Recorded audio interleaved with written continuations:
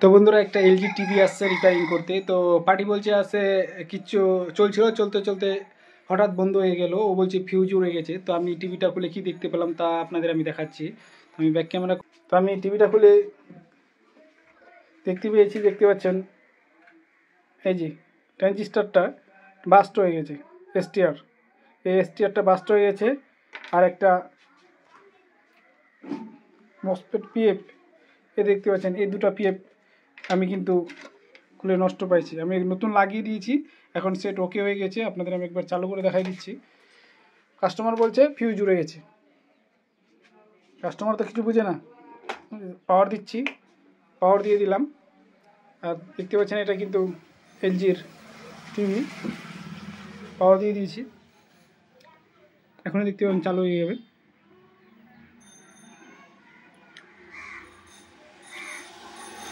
চালু হয়ে গেছে।